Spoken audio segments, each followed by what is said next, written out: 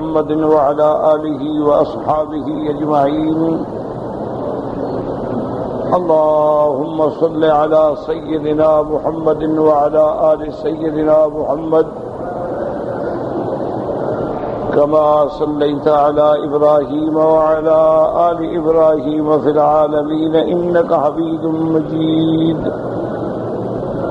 أعوذ بالله من الشيطان الرجيم. بسم الله الرحمن الرحيم.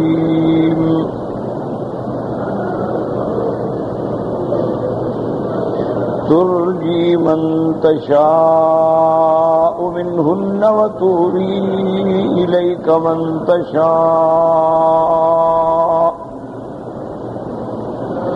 ومن ابتغيت ممن عزلت فلا جناح عليك ذلك أدنى أن تقر أعينهن ولا يحزن ويرضين بما آتيتهن كلهن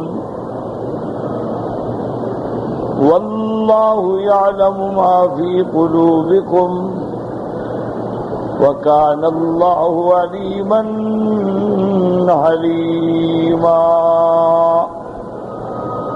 قال المؤلف والمفسر رحمه الله تعالى: أدام النفع بعلومه وعلومكم في الدارين آمين. إلى أن قال الإمام أحمد: حدثنا محمد بن بشر قال حدثنا هشام بن عروة عن أبيه عن عائشة رضي الله تعالى عنها أنها كانت تغير من النساء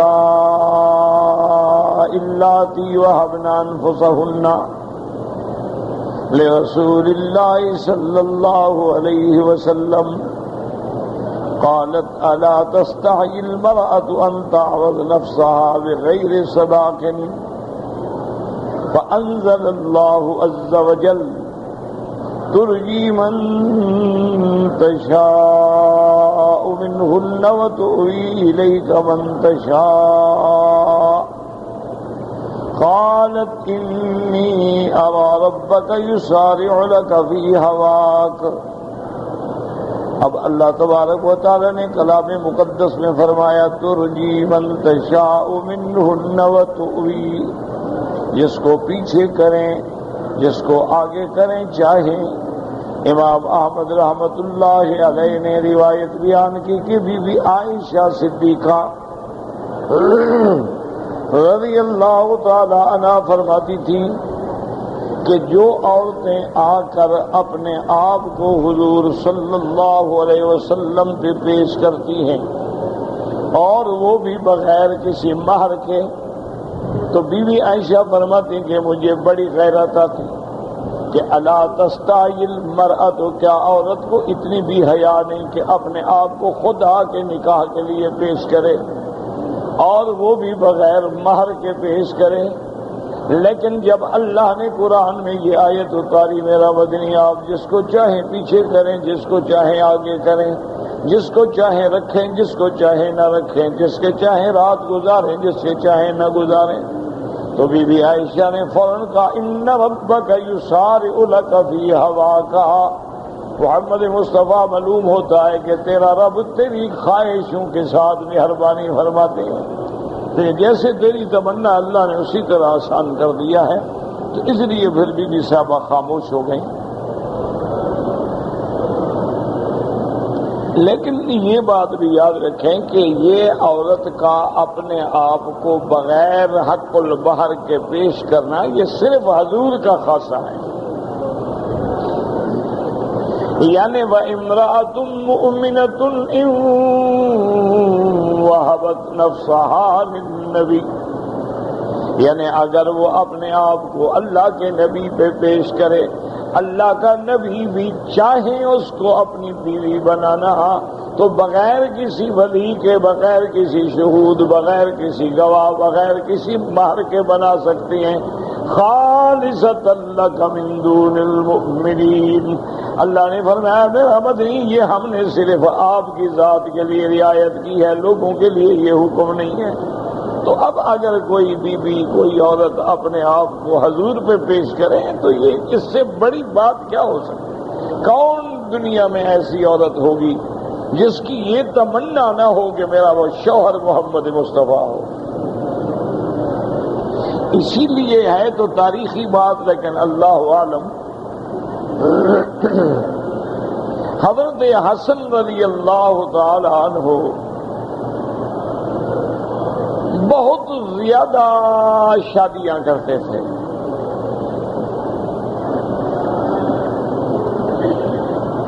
شادی کرتے 2 دن 4 دن طلاق دے دیتے، پھر اور شادی کرتے. تو حضرت حسین رضی اللہ تعالی عنہ کو بھی یہ بات بڑی گراں گزری، لیکن بڑے بھائی ہیں، ادب کا بھی تقاضا ہے، تو انہوں نے کچھ دوستوں کو جمع کر کے کہا کہ بھئی لوگوں کو کیا ہو گیا ہے؟ اللہ عالم میرے بھائی کے مزاج میں کیا بات ہے، شادی کرتے ہیں طلاق دے دیتے ہیں، شادی کرتے ہیں طلاق دے دیتے ہیں. تو لوگوں کو چاہیے کہ ایسے بندے کو رشتہ نہ دیں. کیا اس نے کوئی کھیل بنا دیا ہے نکاح طلاق کو؟ تو جب لوگوں کو کہا گیا تو انہوں نے کہا حضرت حسین سے، انہوں نے کہا حضرت یہ تو شکر کریں کہ 2-4 دن گزارتے ہیں، اگر 2 گھنٹے بعد بھی طلاق دیں تو ہم لڑکیاں لیں گے، ہمارا رشتہ ہو جائے محمد مصطفیٰ کے ساتھ، اور ہمیں کیا چاہیے؟ چلو طلاق دے دی، لیکن حضرت حسن کی بیوی تو بنی نہیں. تو ہم تو نہیں انکار کر سکتے ہیں، یہ حضور کی محبوب ہیں، نواسے ہیں. تو جب حضور کے نواسے کا یہ عالم تھا تو پھر حضور کے لیے کون ہے جو پیچھے ہٹے گا؟ اور بعد مورخین نے لکھا ہے، اللہ عالم مجھے تو روایت نہیں ملی، لیکن بہرحال تاریخوں میں مورخین کی باتوں کا اعتبار بھی کم ہوتا ہے. انہوں نے لکھا ہے کہ حضرت حسن کو دراصل معلوم یہ ہوا تھا کہ کچھ خاندان میں بعض ایسی عورتیں بھی ہوتی ہیں جن کو اللہ تبارک و تعالیٰ نے ایسا جسم عطا فرمایا ہے کہ وہ گویا ہمیشہ ہی کنواری رہتی ہیں، چاہے وہ خاوند سے مل گئی پھر ٹھیک ہو گئی. تو حضرت حسن کو دراصل اس بیوی کی تلاش تھی. تو بعد میں کہتے ہیں کہ حضرت حسین نے ان کو کہا کہ مجھے پتہ چلا ہے جس عورت کو تم ڈھونڈ رہے ہو تمہاری بھابھی میری بیوی بن چکی ہے، اپنا ڈھونڈو. تو پھر حضرت حسن نے شادی کرنا چھوڑ دیا.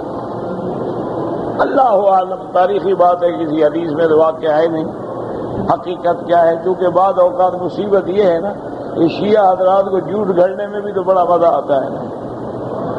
یہ بھی بادشاہ لوگ ہیں نا، اللہ معاف فرمائے، ایسی ایسی روایتیں بناتے ہیں کہ بندے کے پاؤں کے نیچے سے زمین نکل جائے.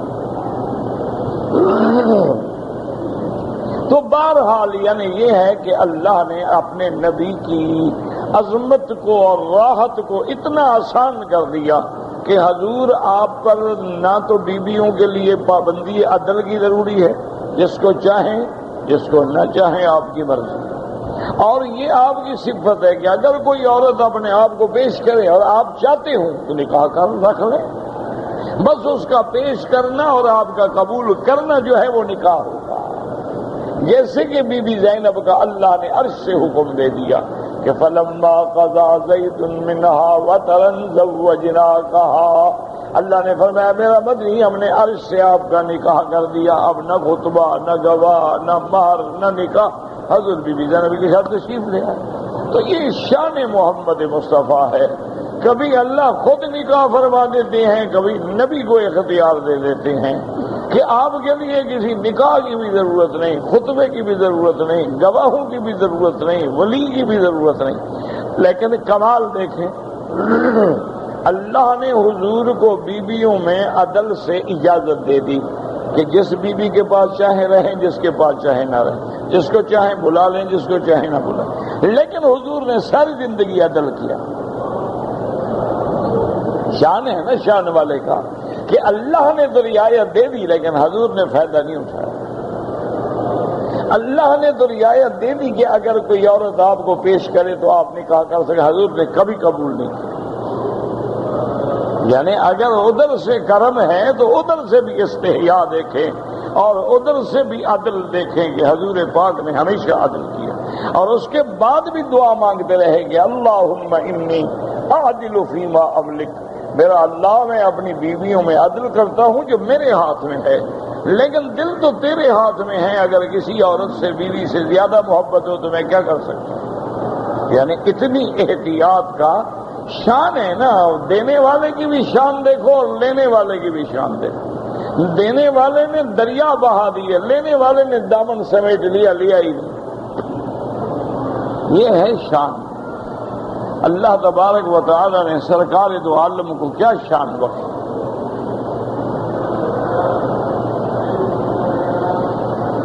تو یہ اتفاق ہوتے ہیں. اصل دعا کریں کہ اللہ توفیق دے. اللہ تبارک و تعالی ہم سب کو، آپ کو، ہر کلمہ پڑھنے والے کو اپنے خزانے غیب سے عطا فرمائے. بس دعا کیا کریں، بندہ کسی کا محتاج نہ. اللہ اکبر. یہ بڑا امتحان ہوتا ہے، یہ معمولی بات نہیں ہے، بہت بڑا امتحان ہے. میں ایک دفعہ ایک ملک میں تھا، وہاں پر ایک میرے دوست ہیں، اللہ ان کو خوش رکھے، ابھی بھی زندہ الحمدللہ. اللہ نے انہیں بے انتہا دولت سے بھی ماشاءاللہ اور دین سے بھی نوازا ہے. ماشاءاللہ گھر میں بھی دین ہے اور ماشاءاللہ ملٹی ملینئر قسم کا آدمی. میرے پاس وہ رات کو آیا، مجھے ملا اور مجھے کہا کہ وکیل صاحب آپ سے میرا بڑا تعلق ہے اور زندگی میں آپ پہلی دفعہ آئے ہیں. اب میں آپ کے لیے کیا لوں، کیا تحفہ، کیا ہدیہ، پتہ نہیں آپ کو پسند نہ ہو. اس نے اپنا ایک خاص کارڈ نکالا. اس نے کہا جی یہ کارڈ تو میرے پاس بہت ہیں، آپ کی دعا سے اللہ نے مجھے بڑا نوازا ہے، لیکن یہ ایک ایسا کارڈ ہے کہ میں کسی دوسرے کو بھی دے سکتا ہوں. تو یہ کارڈ مہربانی کر کے آپ قبول کر لیں اور آپ اس پہ جو چاہیں لے لیں. ایک سوئی سے لے کر آپ ایک ہوائی جہاز تک بھی میرے کارڈ پہ خرید سکتے ہیں. بس اور میں کچھ نہیں کہہ سکتا. اپنی مرضی سے اپنے لیے، بچوں کے لیے جو چاہیں نا آپ اپنی مرضی سے شاپنگ کیا کریں، تاکہ مجھے پتا ہے آپ کو لیتے ہوئے احساس ہوگا. یہ خفیہ اپنی جیب میں رکھ لیں اور آرام سے. ٹھیک ہے. میں اللہ کے حرم میں الحمدللہ بیٹھا ہوں. میں اس زمانے میں تقریباً کوئی 1 مہینہ اس ملک میں رہا. 1 مہینے کے بعد جب میں نے وہاں سے روانہ ہونا تھا تو 1 دن پہلے میں نے اس کو بلا دیا. میں نے کہا بھی وہ اپنا کارڈ لے لو، مجھے بھول ہی نہ جائے، میں تو کل جا رہا ہوں. اور کہا ٹھیک ہے. اس نے کارڈ لے کے جیب میں رکھ دیا. صبح جب مجھے ایئرپورٹ پہ چھوڑنے آیا تو نے کہا مکی صاحب اس میں تو آپ نے 1 ریال کی بھی شاپنگ نہیں کی. یہ کیا مطلب؟ میں نے کہا آپ نے دے دیا، میں نے لے لیا، السلام علیکم، بس بات ختم. تمہاری محبت کی انتہا ہے کہ تم نے مجھے کھلے ہاتھ سے چیز دے دی. میں نے لے لی، بس السلام علیکم، ہدیہ تمہارا ہو گیا. انہوں نے کہا حضرت یہ تو پھر بڑا افسوس ہے مجھے، اس سے تو بہتر تھا میں کچھ چیزیں لے کے دے دیتا. میں نے کہا انشاءاللہ پھر جب دوبارہ آئیں گے نا پھر دیکھا جائے گا. تو اگر اللہ توفیق دے نا جی تو وہ پھر بیچارہ بڑا محسوس کیا اس نے اور اس کے آنسو نکل آئے. کہنے لگا وکیل صاحب آپ نے میرا ہدیہ قبول کیا. میں نے کہا یار دنیا میں چھوڑو، ایک مولوی تو رہنے دو جو پیسے نہیں لیتا. چھوڑو ایسے باتوں کو یار، لینے والے تو بہت ہوتے ہیں. ابھی یہ 8 دن بھی نہیں گزرے ہیں. مجھے ایک دوست نے، بنگلور سے میرے دوست ہیں، انہوں نے کو 90,000 کا لیپ ٹاپ بھیجا کمپیوٹر کا،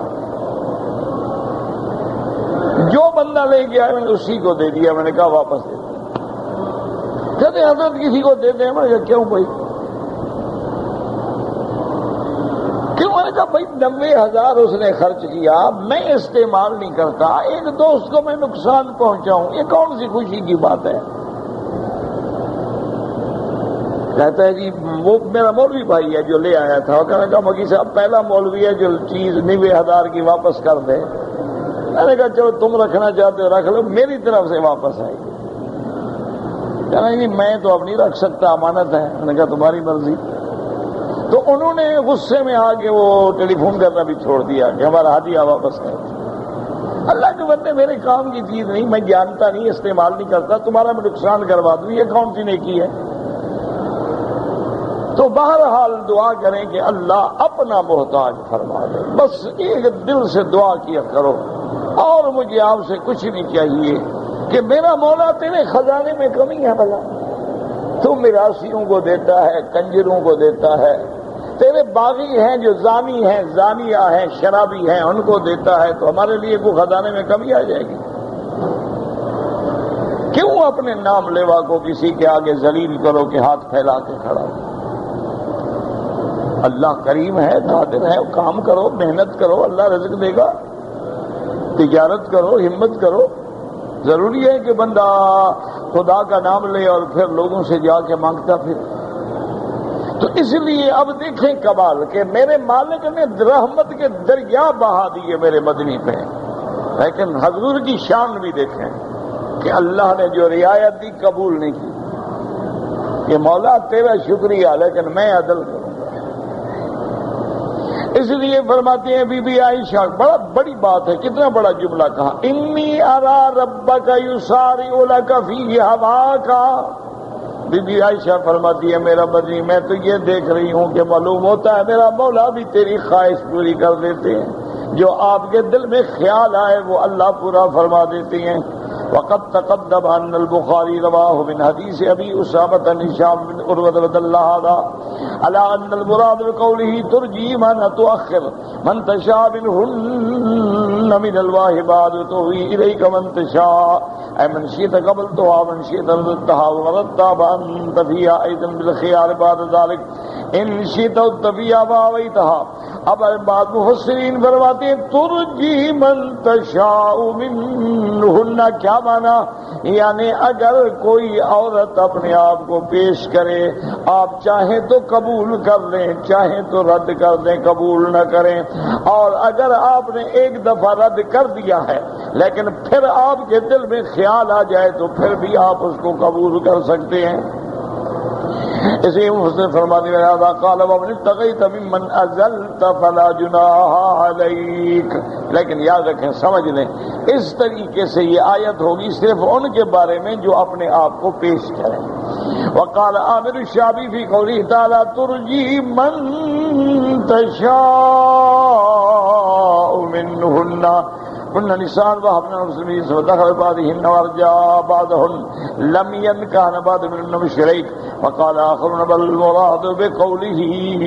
اب حضرت عامر شعبی فرماتی ہیں کہ یہ ان عورتوں کے بارے میں حکم ہے جنہوں نے اپنے آپ کو حضور کی خدمت میں پیش کیا، حضور صلی اللہ علیہ وسلم نے بعض کو قبول کیا اور بعض کو آپ نے قبول نہیں کیا، آپ نے نکاح نہیں کیا، جن میں ام شریک بھی ہیں۔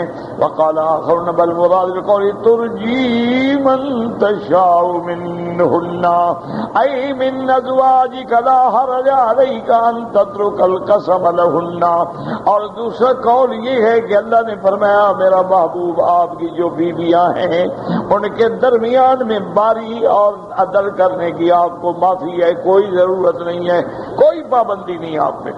اور اس کے بعد فرماتے ہیں فتقدم من شئت وتؤخر من شئت، جس کو چاہیں آپ زیادہ چاہیں کسی کے بعد 2 دن کسی کے بعد 3 دن، نہ چاہیں مؤخر کر دیں۔ فتجامع من شئت وتترک من شئت، جس کو چاہیں آپ اپنے خواہش کی نفسانی کے لیے بلا لیں اور جس کو چاہیں نہ بلائیں، آپ کی مرضی پر ہے۔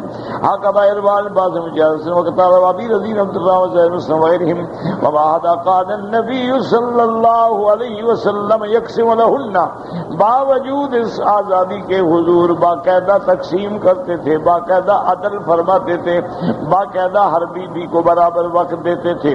ولہذا ذهب طائفة من الفقهاء من الشافعية وغيرهم إلى أنه لم يكن القصر واجبا عليه صلى الله عليه وسلم بهذه الآية الكريمة.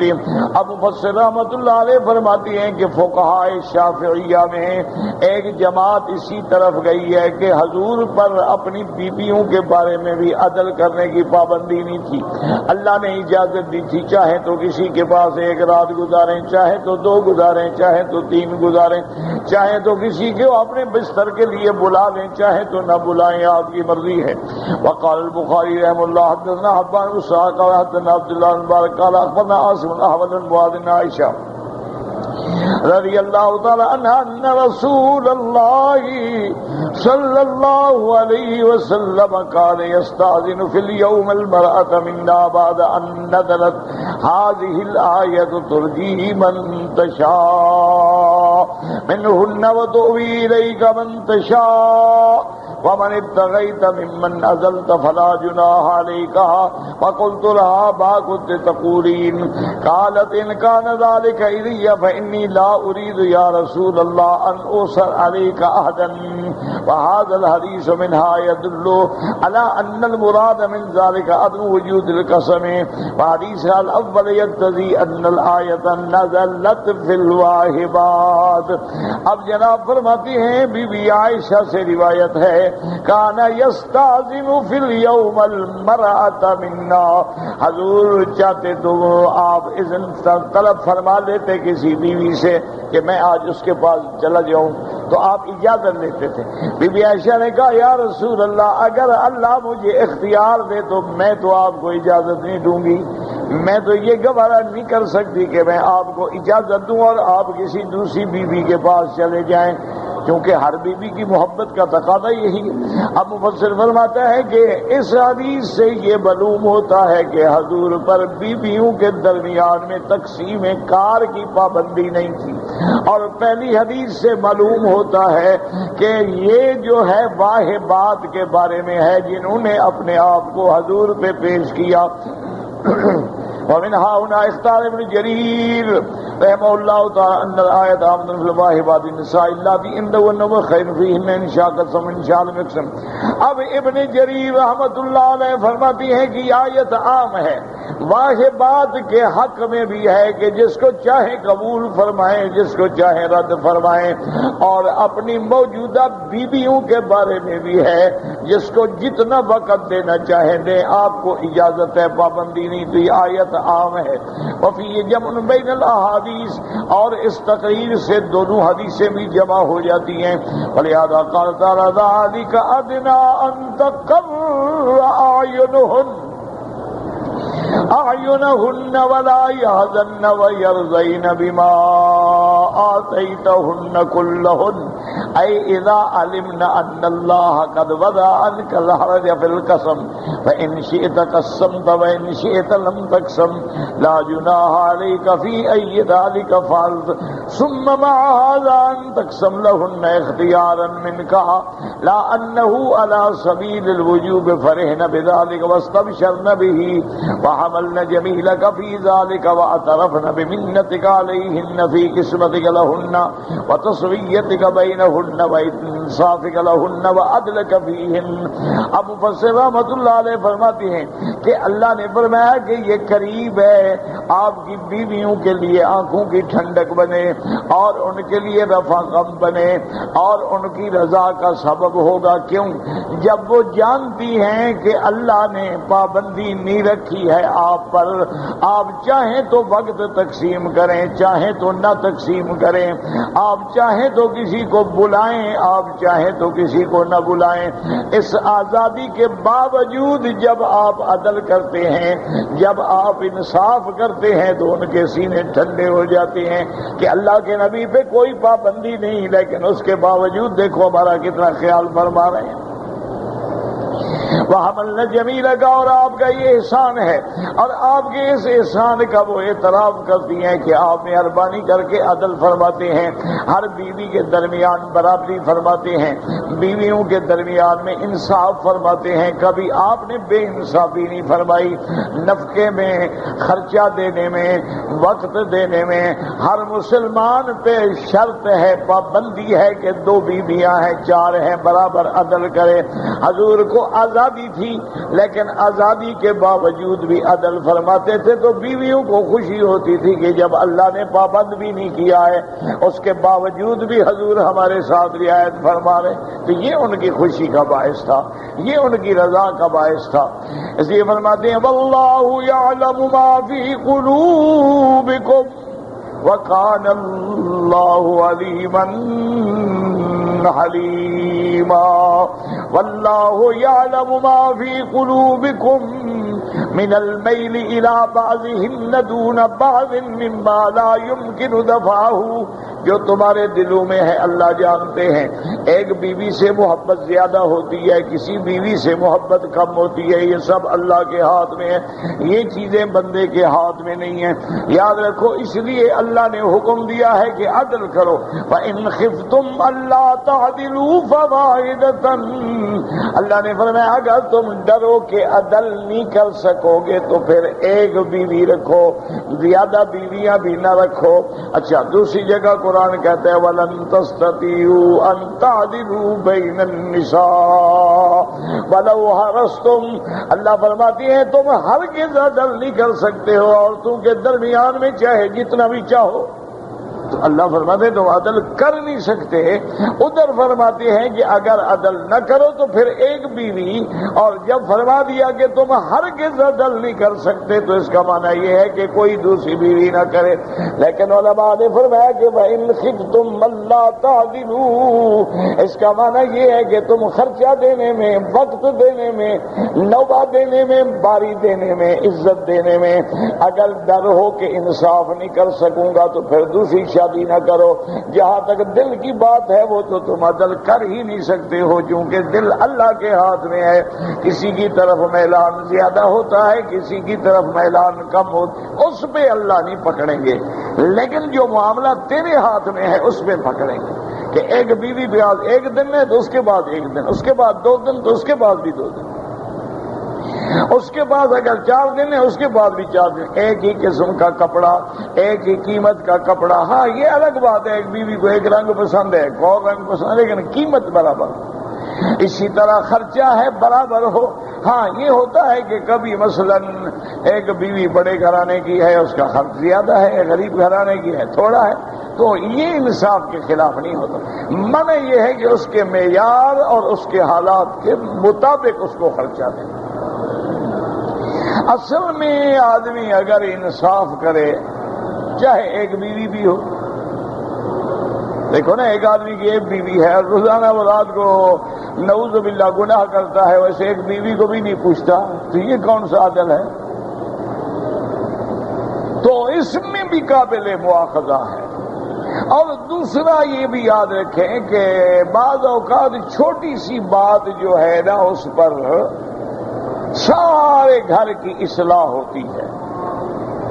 حضرت تھانوی رحمت اللہ علیہ کسی کے گھر میں مہمان ہوئے، کھانا کھایا، کھانا کھانے کے بعد آپ نے فرمایا کہ بھئی جزاک اللہ خیرا، اللہ آپ کو بھی جزا دے، اور آپ اپنے گھر والوں سے بھی میری طرف سے شکریہ ادا کریں کہ اللہ ان کو بھی جزا دے کہ انہوں نے آگ پہ بیٹھ کے، گرمی پہ بیٹھ کے اور اتنا اچھا کھانا بنایا۔ تو جب اس نے جا کے پیغام دیا، کیونکہ اس زمانے میں گھر تو چھوٹے ہوتے تھے، وہ پردے سے درمیان میں لٹکے ہوئے، تو رونے کی آواز آئی۔ اس نے فرمایا کہ بھائی کیا بات ہے؟ تو اندر سے اس کی بیوی رو پڑی، اس نے کہا حضرت آپ میرے باپ کی جگہ ہیں، اس شریف آدمی کے گھر میں مجھے 15 سال ہو گئے، اس نے تو ایک دن بھی نہیں کہا کہ تم نے کھانا اچھا بنایا۔ اللہ آپ کو جزائے خیر دے کہ آپ نے میرے کھانے کی تعریف فرما دی۔ آپ نے میری محنت کو قبول فرمایا۔ تو ایک چھوٹی سی بات ہوتی ہے، اگر اتنا کہہ دے عورت کا دل کتنا بڑا ہو جاتا ہے کہ آج آپ نے ماشاءاللہ جی آپ نے بہت اچھا کھانا بنایا، آج آپ نے ماشاءاللہ بڑا ٹیسٹ تھا، بہت اچھی بریانی تھی، بڑے اچھے کوفتے تھے، بڑی خستہ بنی ہوئی چیز تھی، بھئی آپ نے تو کمال کر دیا ہے، آپ کے ہاتھوں میں تو پتہ نہیں اللہ نے جادو، بس عورت خوش ہو گئی۔ لیکن ہماری مصیبت یہ ہے دوسروں کی عورتیں ہوں تو ان کے آگے تو بڑے لحاظ مند بنتے ہیں، اپنی عورت کے آگے وردی میں ہوتے ہیں، دوسری کی عورت مل جائے نا وہاں بڑا ادب بجھارتے ہیں تاکہ پتہ لگے کہ یہ شریف آدمی ہے۔ غیروں کے لیے شریف اور گھر کے لیے کمینہ، اس سے برا آدمی دنیا میں نہیں ہوتا۔ سرکار دو عالم کا فرمان ہے خیرکم خیرکم لأہلہ وانا خیر لأہلی۔ حضور نے فرمایا تم میں بہتر بندہ وہ ہے جو اپنے گھر والوں کے لیے بہتر ہو۔ اسی لیے علماء نے ایک نکتہ لکھا ہے، یاد رکھو کہ سرکار دو عالم میں جب جبریل آئے، وحی آئی، تو سب سے پہلے بی بی خدیجہ کے پاس آیا۔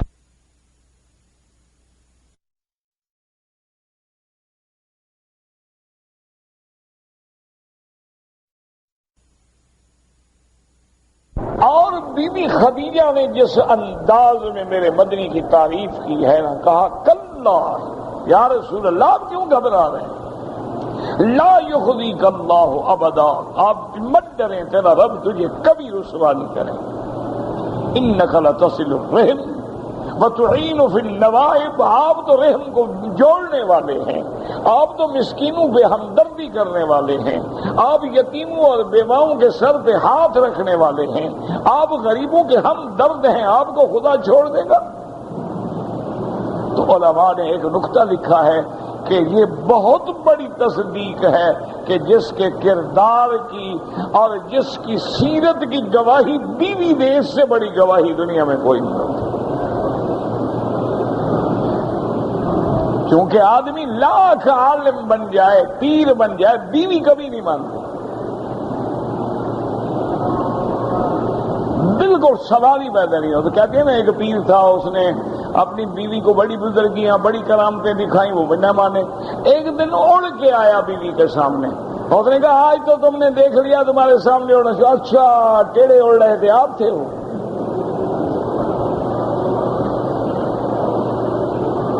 تو اس لیے علماء نے لکھا ہے کہ آدمی لاکھ پیری کے آخری مقام پہ پہنچ جائے، بیوی نہیں مرید ہو۔ اچھا کبھی آپ نے دیکھا ہے بیوی نے اپنے خاوند کی بیعت کی ہو؟ ایک مجھے مرید دکھا دے، ایک۔ ساری دنیا بیعت ہو جاتی ہے، بیوی کیوں نہیں ہوتی؟ بیوی کبھی نہیں بولتا کہتی، کیونکہ اس نے سب کچھ جانتی ہے نا، اس کا آگا پیچھا دیکھا ہوا ہے نا، کیا بولتے کہتے ہو۔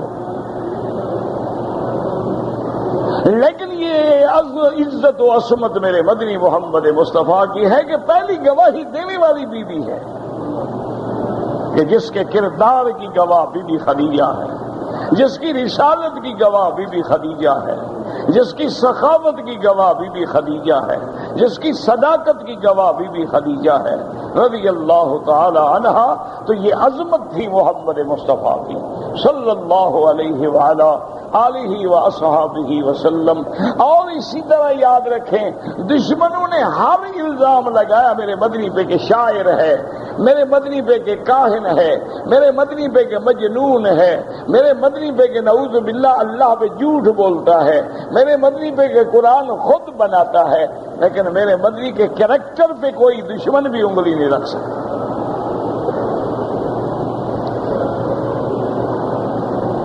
ورنہ ابو جہل خاموش رہتا، ورنہ ابی لہب خاموش رہتا۔ اس لیے ضروری ہے کہ جو عالم ہو، جو پیر ہو، جو شیخ ہو، جو مقتدا ہو، جو امام ہو، اس کو اپنے کردار کا فکر کرنا چاہیے کہ اگر اس کے کردار پہ حرف آ گیا تو سمجھو لوگ دین سے بددن ہو جاتے ہیں۔ کہتے ہیں جب مولویوں کا یہ حال ہے چھوڑو یار، ہم نے کیا پھر دین اختیار کرنا۔ یا پیروں کا یہ حال ہے کہ کیوں خلوت میں روندان کار دیگر میں کنند، لوگوں کے سامنے بڑے مراقبے ہوتے ہیں، اندر کمرے میں بیٹھ کے پتہ نہیں کیا کیا کرتے ہیں، لوگوں کے سامنے حضرت 2 لقمے اٹھا کے بیٹھ جائیں گے، پتہ لگے حضرت کھاتے ہی نہیں، گھر بیٹھ کے 10-10 کلو کھا جاتے ہیں۔ نتیجہ یہ نہیں نکلتا کہ لوگ مکی سے بدن ہوگا، لوگ دین سے بدن ہوگا، علماء سے بدن ہوگا۔ اگر تم علماء کی عزت نہیں بڑھا سکتے ہو تو گھٹاؤ بھی نہیں، اگر ان کی شان میں تم اضافہ نہیں کر سکتے ہو، ان کی شان میں کبھی کبھی نہ کرو۔ اور جس کے سینے میں اللہ نے قرآن کا علم رکھا ہے وہ ساری دنیا کے بڑے لوگوں سے بڑا ہے۔ اللہ فرماتے ہیں میرے بندے اگر تیری شان نہ ہوتی تو میں اپنی امانت تیرے پاس رکھ دیتا، تم اپنی امانتیں ڈھونڈ کے رکھتے ہو، میں نے جو اپنی امانت تیرے سینے میں رکھی ہے تمہیں اس کی قدر نہیں ہے۔ اسی لیے یاد رکھیں فقہا نے لکھا ہے کہ عالم ہو، قرآن و حدیث کے پڑھنے پڑھانے والا ہو، اگر کسی بڑے آدمی کے سامنے اپنے آپ کو گھٹیا سمجھے تو اللہ اس پہ اتنے ناراض ہو جاتے ہیں کہ وہ علم سے محروم ہو سکتا ہے۔ کہ میں نے تمہیں علم دیا ہے، یہ بڑا آدمی ہوتا ہے، اس کو تو میں نے ایک آیت بھی نہیں دی، اس کو تو میں نے ایک سورت بھی نہیں دی، تیرے سینے میں نے 30 پارے رکھے، میں نے ان کی تفسیر رکھی ہے، حدیث کی تفسیر رکھی ہے، تم اگر میرے نہ ہوتے تو میں اپنی امانتیں تجھے دیتا۔ تم نے بھی کبھی دشمن کو امانت دی ہے؟ پھر بھی آدمی قدر نہ کرے تو پھر اس جیسا نہ قدرہ دنیا میں بھی کوئی نہیں۔ اور اس کے بعد یہاں فرماتی ہیں وَقَوْلُهُ تَعَالَى وَاللَّهُ يَعْلَمُ مَا فِي قُلُوبِكُمْ، دلوں کا حال جو ہے وہ اللہ کے پاس ہے، جیسے حدیث میں آتا ہے ان عائشہ قالت کان رسول اللہ صلی اللہ علیہ وسلم یقسم بین نسائه فیعدل، میرے مدنی پاک رحمت دو عالم بیویوں کے درمیان میں عدل فرماتے تھے، انصاف فرماتے تھے۔ ثم یقول اللہم ھذا فعلی فیما املک، یا اللہ یہ میرا عدل انصاف، یہ میرا فعل وہ ہے جو میرے ہاتھ میں ہے، فلا تم تلمنی فیما تملک ولا املک، اللہ مجھے اس معاملے میں نہ پکڑنا جو تیرے ہاتھ میں ہے میرے ہاتھ میں نہیں ہے۔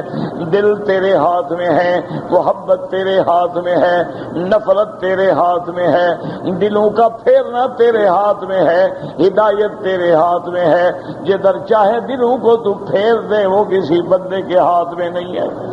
پرواہ آل سندر بدن حدیث ہمباد میں سلمت اللہ ابو داؤد بعد قولی فلا تلمنی فیما تملک ولا املک، یعنی القلب فاسنادہ صحیح ورجالہ کلہم ثقات۔ حضور فرماتے کہ جو میرے ہاتھ میں نہیں، یعنی دل کا معاملہ تیرے ہاتھ میں ہے، فلہذا قبضہ کوئی وکان اللہ علیما حلیما، وکان اللہ علیما بذمائر السرائر، اللہ جاننے والے ہیں، تیرے دلوں کا بھید بھی جانتے ہیں، تیرے دماغ کو بھی جانتے ہیں، تیرے افکار کو بھی جانتے ہیں، تیرے بھیدوں کو بھی جانتے ہیں۔ حلیمن یا حلم، حلم والے ہیں، حوصلے والے ہیں، وَيَغْفِرْ، اللہ اپنے حلم سے معافی دے دیتے ہیں، تمہیں پکڑتے نہیں ہیں۔ اگر اللہ تبارک و تعالی ہمیں ہمارے ہر گناہ پہ پکڑنا شروع کریں تو پھر کوئی بندہ زندہ بھی نہیں رہ سکتا۔ اس لیے اللہ فرماتے ہیں وَلَوْ يُؤَاخِذُ اللَّهُ النَّاسَ بِمَا كَسَبُوا مَا تَرَكَ عَلَى ظَهْرِهَا مِن دَابَّةٍ، اللہ فرماتے ہیں میرے بندے اگر میں تجھے ہر گناہ پہ پکڑنا شروع کر دوں تو زمین پہ کوئی چلتا پھرتا بھی نظر نہ آئے۔ یہ تو میری مرضی ہے کہ میں معاف کر دیتا ہوں، معاف کر دیتا ہوں، معاف کر دیتا ہوں، لیکن جب تو حد سے بڑھ جاتا ہے تو پھر اپنی پکڑ کا بھی نمونہ دکھا دیتا ہوں۔ ان بطش ربک لشدید انہ ھو یبدئ ویعید، اللہ تبارک و تعالیٰ کی پکڑ پھر ایسی سخت ہے کہ اس کی پکڑ کا کوئی مقابلہ نہیں کر سکتا۔ تو اس لیے ہمیشہ یاد رکھیں کہ اللہ تبارک و تعالیٰ کے احکام پہ عمل کیا کریں اور ہر وقت اللہ سے معافی مانگا کریں۔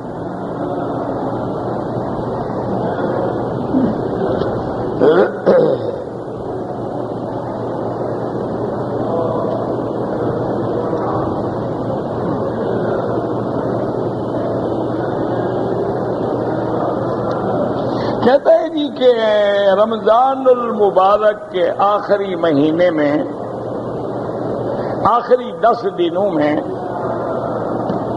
جو قیام اللیل یعنی تہجد با جماعت پڑھائی جاتی ہے، اس کے بارے میں دیکھیں امام ابو حنیفہ رحمۃ اللہ علیہ کے نزدیک نفل کی جماعت نہیں ہوتی۔ وہ کہتے ہیں کہ نفل کا فلسفہ یہ ہے کہ ہر بندہ الگ پڑھے، علیحدہ پڑھے، گھر میں پڑھے، ایسے مقام پہ پڑھے کہ جس کو کوئی نہ دیکھے۔ اور اصل میں اگر غور کریں، ساری زندگی میرے مدنی سرکار نے رحمت دو عالم نے تہجد گھر میں پڑھی ہے، مسجد میں نہیں پڑھی۔ اسی لیے بی بی عائشہ سے سوال کیا جاتا تھا کہ اماں عائشہ آپ بتلائیں کہ حضور رات میں جو گھر میں نماز پڑھتے تھے، رمضان میں یا غیر رمضان میں؟ اسی وجہ سے ہمارے بعض بھائی جو ہے نا وہ رمضان میں بھی 8 تراویح پڑھتے ہیں۔ وہ کہتے ہیں یہ حدیث ہے کہ بی بی نے فرمایا کہ حضور 8 رکعت پڑھتے تھے، رمضان ہو یا غیر رمضان ہو، کہ حضور جو ہیں کتنی رکعتیں پڑھتے؟ 8 رکعت۔ بات کو سمجھا کریں، مشکل میرا بھائی یہ ہوتی ہے، ہر بندہ یہ چاہتا ہے میں حضور کے فرمان پہ چلوں۔ ایک بات یاد رکھو، تمام ائمہ بھی تابع ہیں قرآن اور سنت محمد مصطفیٰ۔ اسی لیے امام ابو حنیفہ رحمۃ اللہ علیہ کا تو آپ کتابیں دیکھیں، ان کا انداز یہ ہے کہ سب سے پہلے وہ قرآن کو لیتے ہیں اور پھر وہ حدیث جو تنزیل کے موافق ہو قرآن کے، اس کو اور زیادہ ترجیح دیتے ہیں کہ قرآن بھی آ گیا، حدیث بھی آ گیا۔ اچھا، اگر ایک مسئلہ انہیں قرآن میں ملے ہی نہ، مثلا عشاء کی 4 رکعتیں ہیں، اب قرآن میں کیسے ڈھونڈیں؟ نماز پڑھنے کا حکم تو قرآن میں ہے، لیکن عشاء کی 4 پڑھو اور مغرب کی 3 پڑھو، یہ تو قرآن کی کسی آیت میں نہیں۔ تو اب آئیں گے حدیث رسول اللہ۔ اچھا، اب اتفاق یہ ہے کہ 2 حدیثیں آ گئیں، مثلا آمین زور سے بھی کہا گیا، آہستہ بھی کہا گیا۔ اب امام صاحب یہ کوشش کرتے ہیں کہ خلفائے راشدین کیا کہتے ہیں، ابو بکر، عمر، عثمان، علی کیا سمجھے۔ اگر ان میں بھی مسئلہ نہ ملے تو پھر وہ ڈھونڈتے ہیں 10 مبشرہ کو، کہ وہ 10 صحابی جن کو حضور نے زندگی میں جنت کی بشارت دی تھی، اس مسئلے میں ان کی کیا تحقیق ہے۔ اسی لیے جھگڑا نہ کیا کریں، یہ رفع یدین کا مسئلہ ہے، 10 مبشرہ کوئی بھی نہیں کرتا تھا، یعنی وہ جلیل القدر صحابہ جن کو جنت کی بشارت ملی ہوئی ہے۔ اور عبداللہ ابن مسعود جیسا آدمی جس کے بارے میں حضور فرمائے کہ جب میرا عبداللہ کوئی بات کرے فصدقوہ، اس کی بات کو سچ مانا کرو،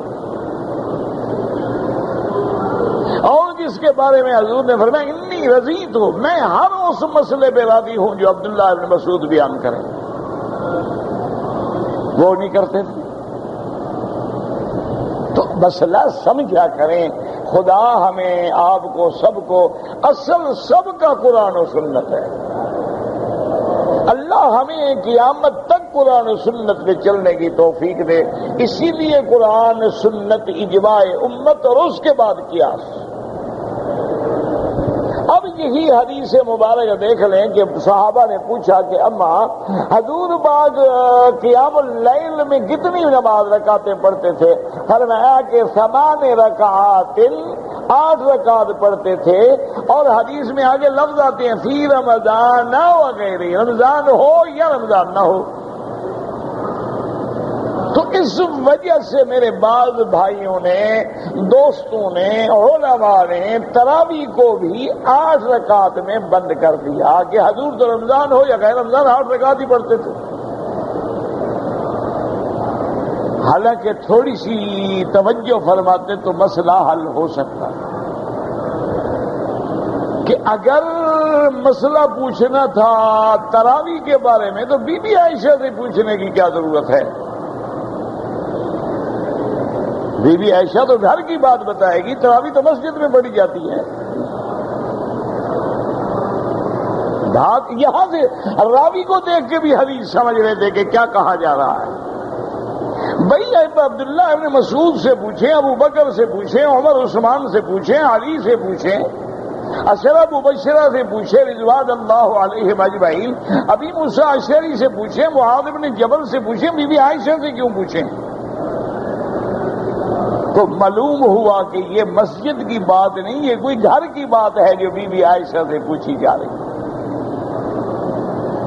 اور پھر آگے بی بی عائشہ نے وضاحت بھی فرما دی، کہا کان یصلی اربعا فلا تسأل عن حسنہن وطولہن، فرمایا میرے بیٹے حضور 4 رکعت کر کے 8 رکعتیں پڑھتے تھے، اور حضور کی نماز، آپ کا پڑھنا، آپ کا قنوت، نماز کا جمال حسن کیا پوچھتے ہو؟ کون محمد جیسی نماز پڑھ سکتا ہے صلی اللہ علیہ وسلم؟ اب کیا آ گیا، حضور کتنی رکعتیں پڑھتے تھے؟ 8، اور 8 رکعتوں کو کیا 4 کر کے، تو تراویح تو 4 کر کے پڑھی ہی نہیں جاتی، وہ تو 2 رکعت پڑھی جاتی ہے۔ تو معلوم ہوا یہ تراویح کا مسئلہ نہیں، تہجد کا مسئلہ ہے۔ حدیث کو سمجھا کریں۔ تو اس لیے اب یہ ہے کہ امام صاحب فرماتے ہیں کہ چونکہ تہجد فتہجد بھی نافلۃ لک، اور اللہ قرآن میں کہتے ہیں قم اللیل الا قلیلا نصفہ او انقص منہ قلیلا او زد علیہ ورتل القرآن ترتیلا۔ اللہ فرماتا ان ناشئۃ اللیل ہی اشد وطئا واقوم قیلا ان لک فی النہار سبحا طویلا۔ فرماتے ہیں تہجد کا تو تعلق گھر سے ہے کہ آدمی کوئی دیکھنے والا نہیں، کوئی ریا نہیں، کوئی سننے والا نہیں، کوئی حتیٰ کہ خاموشی سے اٹھا ہے، اپنے گھر والوں کو بھی پتہ نہیں، بڑے آرام سے وضو کرتا ہے، بتی نہیں جلاتا کہ بچوں کی نیند خراب نہ ہو جائے، اور چپ کر کے اپنے اللہ کے دروازے پہ کھڑا ہے۔ تو یہی تو وہ مقام ہے جو اللہ کو پسند ہے۔ تو اس لیے وہ فرماتے ہیں کہ نفل میں جماعت نہیں ہوتی، لیکن حنابلہ رحمہم اللہ کے نزدیک نفل میں بھی جماعت جائز ہے، اور خاص طور پہ رمضان میں، کہ رمضان کا مہینہ ہے جاگنے کے لیے۔ تو اگر کوئی آدمی گھر پڑھ لے گا، ہو سکتا ہے 10 پڑھیں گے 10 نہیں پڑھیں گے، 20 پڑھیں گے 20 نہیں پڑھیں گے، اگر جماعت بنا لیں گے تو لاکھوں آدمی پڑھ لیں گے۔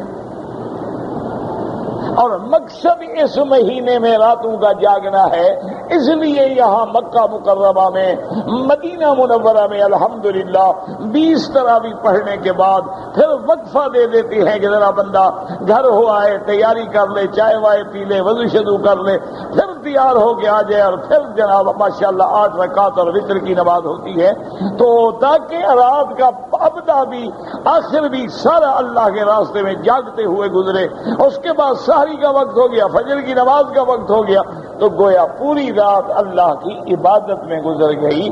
اس لیے یہاں پر بغیر کسی اختلاف کے، اعتراض کے، بغیر کسی فقہی تعصب کے، جب ائمہ پڑھاتے ہیں باقاعدہ پڑھا کریں، تراویح بھی پڑھا کریں، قیام اللیل بھی پڑھا کریں، اور اگر ان کے ساتھ وتر مل کے پڑھیں تب بھی کوئی حرج نہیں، اور اگر اپنے وتر علیحدہ کر کے پڑھیں تب بھی کوئی حرج نہیں۔ یہ کوئی لڑائی کے مسئلے نہیں ہیں۔ اللہ ہمیں اتفاق دے، اتحاد دے، اور ایک دوسرے کے ادب کرنے کی توفیق دے۔ اللہ ہمیں گستاخی سے اور بے ادبی سے محفوظ رکھے۔ سمجھا کریں مسائل۔ اچھا کہتے ہیں جی کہ ہمارے ملک میں ایک رواج ہے کہ 3 راتوں میں قرآن ختم کرتے ہیں، 10 پارے پڑھتے ہیں، وہ بھی یہی ہے، بالکل جائز ہے، کوئی منع نہیں۔ کیونکہ افضل بھی یہی ہے کہ قرآن ختم کرو تو کم از کم 3 راتوں میں ختم کرو. تو لہذا اگر انہوں نے ایک انتظام کر لیا ہے تو اچھی بات ہے، تاکہ لوگ جاگیں اور جنہوں نے قرآن پورا نہیں سنا وہ 3 راتوں میں پورا قرآن سن لیں. کیونکہ ایک آدمی بیچارہ پابندی سے 20 رکعتیں ایک مسجد میں نہیں پڑھ سکتا. ایک مسجد میں دوسرا پارا ہے، تیسرے میں چوتھا ہے، اس میں چھٹا ہے، اس میں 8واں ہے، اس کی ترتیب تو ختم ہو گئی نا.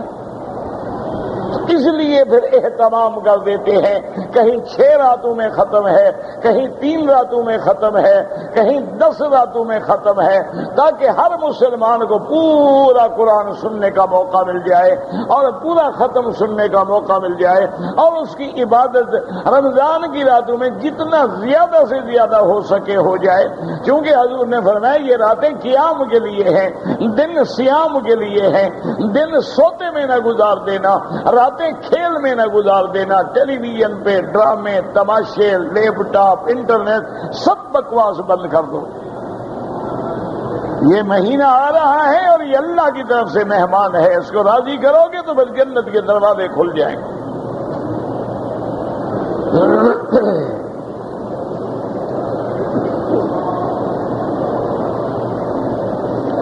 میرا بھائی تم اور میں مخلوق ہیں، تم کیوں اللہ کے بارے میں بحث کرتے ہو؟ مجھے پہلے یہ تو بتاؤ. مخلوق کی کیا طاقت ہے کہ خدا کے بارے میں بحث کرے؟ باقی جو قرآن کہتا ہے اس میں ہمارا ایمان ہے. 17 آیتیں ہیں قرآن میں جس میں اللہ نے فرمایا الرحمن علی العرش استوى، اللہ عرش پہ ہے، لیکن کیفیت کیا ہے وہ کوئی نہیں جانتا ہے. الاستواء معلوم والکیف مجہول. امام مالک نے فرمایا استواء معلوم ہے کہ قرآن میں ہے، کیفیت کیا ہے یہ ہم نہیں جانتے، اور جو اس کے بارے میں سوال کرے وہ بالکل فرمایا احمق ہے.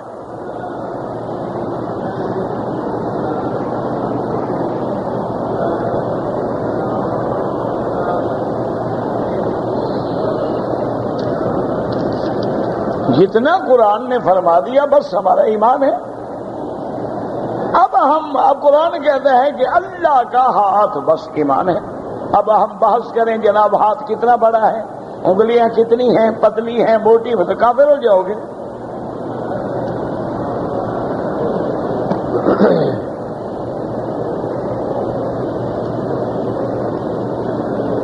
بابا سجدہ سہو جو ہے ایک طرف سلام پھیر کے کر کے بھی جائز ہے، اور آخر میں سجدہ کر کے سلام پھیر دے تب بھی جائز ہے. دونوں حدیثوں میں موجود ہیں، کوئی لڑنے کی ضرورت نہیں ہے. یہ تو اعلیٰ اولیٰ کے مسئلے ہیں. خدا کے لیے حضور کی امت کو جینے دو. کفر ہمیں مٹانے پہ تلا ہوا ہے، اور ابھی تک ہم نماز بھی 1400 سال میں اتفاق نہیں کر سکے. حالانکہ کچھ نہیں، یہ رعایت ہے حضور کی طرف. کیوں؟ نماز کی کیفیات ہیں. نماز میں کمی کی یا زیادتی کی؟ مثلا 4 رکعت کی ایک بندے نے 3 پڑھی تو کمی کی، ایک بندے نے 4 کے بجائے 5 رکعتیں پڑھ دی تو زیادتی کی، ایک بندے نے رکعتیں تو پوری پڑھی لیکن سورت بھول گیا. تو نماز کی کیفیات ہیں، اور اللہ کے نبی کی احادیث ساری موجود ہیں الحمدللہ. جس پر بھی کوئی عمل کر رہا ہے انشاءاللہ وہ جنتی ہے.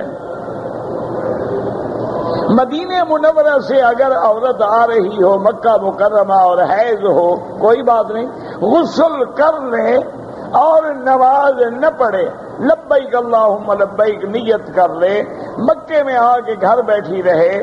جب ایام گزر جائیں سادہ پانی سے غسل کر کے طواف کرے، صفا مروہ دوڑے، عمرہ نصیب ہو جائے گا. کیوں اپنا عمرہ ضائع کرتی ہے؟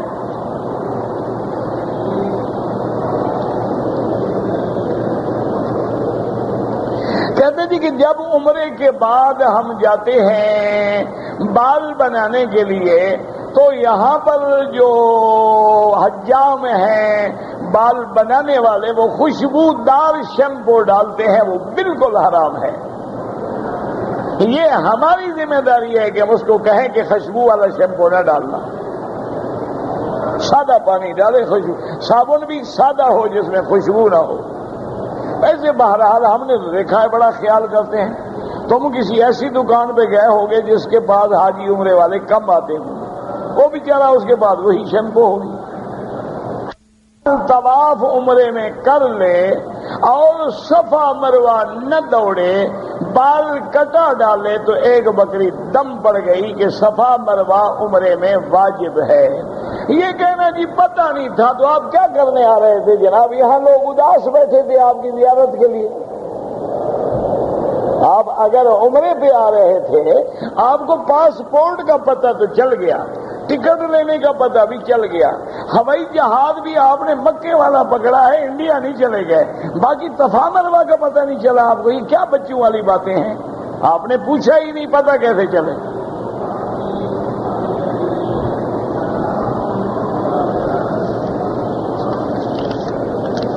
عمرے پہ آئے ہو، پہلے دین پڑھو، کتابیں پڑھو، عمرہ سیکھو.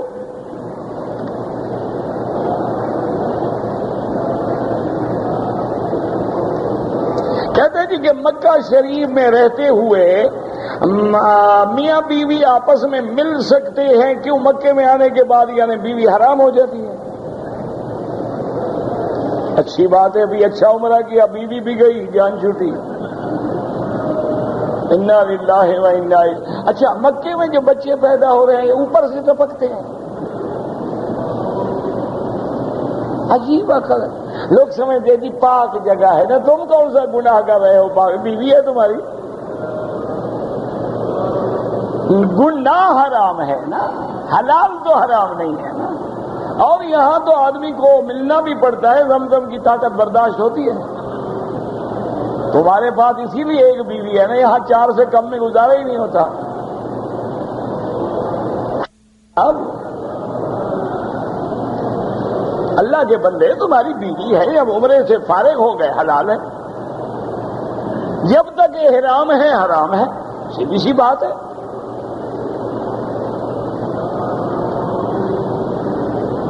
اب طائف گئے اور میقات سے احرام نہیں باندھا تو آپ پہ دم پڑ گیا، یا آسان حل یہ ہے ایک دفعہ پھر وہاں چلے جاؤ، عمرہ کر لو. بکرے دینے سے بچ جاؤ گے. 300 ریال 350 کا بکرا ملے گا، کرایہ تو 100 ریال بھی نہیں لگے گا. آرام سے واپس چلے جائیں سائل میقات پہ، اور جو عمرہ چھوڑا ہے اسی نیت سے عمرہ کر رہے، کوئی دم نہیں. عمرہ نہیں کرو گے تو ایک بکری دم دینی پڑے گی. یہاں منڈیاں ہیں، وہاں بکرے ملتے ہیں، وہی ذبح ہوتے ہیں، وہی تقسیم ہو جاتے ہیں. جب آپ نے مدینہ جانا ہے واپسی پہ لازم احرام باندھ کے آئے. او یار خدا کا شکر کرو، اللہ مدینے کا عمرہ نصیب کر رہا ہے. مسئلے پوچھتے ہو، یہاں سے خود محمد مصطفیٰ نے عمرہ کیا.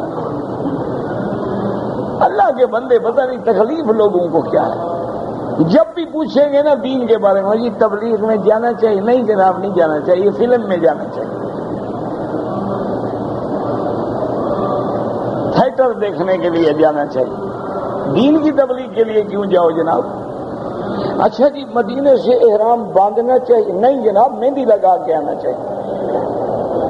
اللہ کے بندے میقات ہے اور خدا کا شکر نہیں کرتے ہو تمہیں مدینے کا اللہ اور عمرہ نصیب فرما رہے ہیں. اور اگر رمضان میں ہو گیا تو حضور کے ساتھ حج کے برابر ہے. خدا کا شکر کرو اللہ کے بندو، الحمدللہ کہو. تم تو انتظار میں ہوگے مولا کب مدینہ آئے گا، کب میں جاؤں گا، کب احرام باندھوں گا. تمہارے دل میں تڑپ ہو اس عمرے کے لیے. واقعتاً ایک علم ہے اور جادو حق ہے. خود میرے آقا سرکار دو عالم پہ جادو ہوا. کرنے والا یزید ابن العاصم یہودی تھا جس نے جادو کیا. جادو ہوتا ہے لیکن جادو کا پڑھنا، جادو کا کرنا، جادو کا سیکھنا کفر ہے. اور اگر کسی ظالم نے کسی پہ جادو کر دیا ہو تو اس کا علاج یہ ہے کہ سورۃ البقرہ جو ہے یہ باقاعدہ ٹیپ میں کیسٹ لگا کے ہیڈ فون لگا کے روز سنا کریں، انشاءاللہ 6-7 دن میں صاف ہو جائے گا. آج بھی ہے دنیا میں، اللہ معاف کرے، آج بھی ظالم شیطان پھرتے ہیں جو جادو کرتے ہیں. جانے والے پہ عمرہ ضروری نہیں ہے، کیونکہ جدہ میقات نہیں ہے۔ مسئلہ سمجھیں، میقات یلملم ہے، جدہ میقات نہیں ہے۔ اگر کرنا چاہو عمرہ جائز ہے، لازم نہیں، ضروری نہیں کہ آپ لازم ایک میقات سے احرام باندھ کے احرام باندھ کے احرام باندھ کے احرام باندھ کے احرام باندھ کے احرام باندھ کے احرام باندھ کے احرام باندھ کے احرام باندھ کے احرام باندھ کے احرام باندھ کے احرام باندھ کے احرام باندھ کے